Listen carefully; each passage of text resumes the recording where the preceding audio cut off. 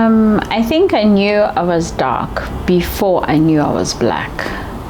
This is a phenomenon, I think, for many people that are born in families where there are a lot of light-skinned people, and I was the middle child. But when introduced, it was never said, oh, this is my child who is the middle child.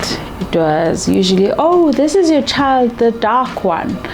So I always knew I was darker. I always knew that because I was darker, I was therefore probably slower.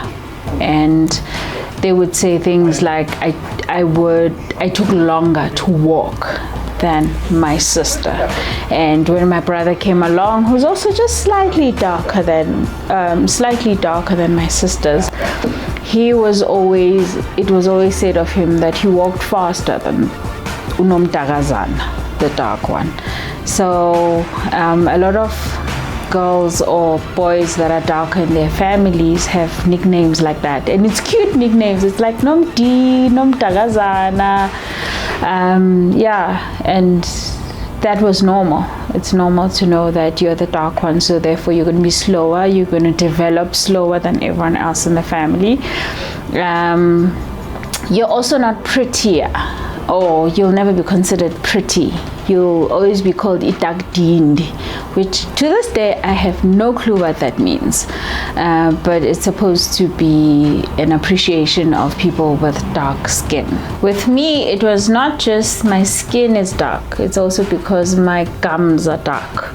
So I have like dark gums which make my teeth stand out more. I never thought I was beautiful. Growing up in Soweto, everyone had to, well, I don't know why, but all the girls went for beauty contests, and you were never picked, and the people that were picked were the light-skinned girls.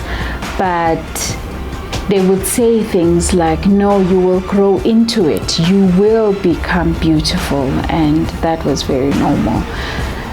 It made me feel like outside of the Xhosa society.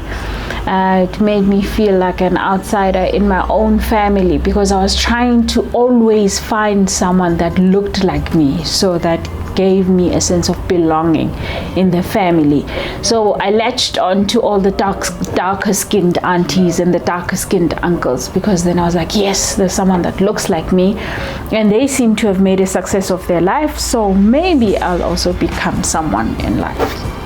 When I got to high school, that was around the time close to Mandela's release.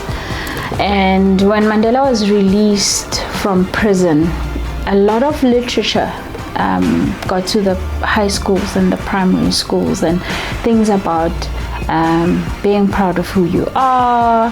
The darker you are, the more African you are. And we started reading about the rest of Africa. We started reading about how dark skin was more treasured than light skin, because unfortunately there was also extra discrimination that light skin means good, you're not pure or whatever. But for me it was a time of enlightenment, because also even with my hair, I have a dookie now, but my hair is quite hardcore. It's proper hair, and my hair, my dark skin, my dark gums, my big teeth were never appreciated. And now I was seeing more people that look like me, people that have dark skin like me, that have big teeth like me, that have big lips like me, and it was celebrated. And my whole high school life was about discovering this other beauty of me. And in discovering that, I actually discovered that I'm intelligent, and I'm quite a confident person. And in realizing that all people are beautiful, all people should be accepted, is where I found my own beauty.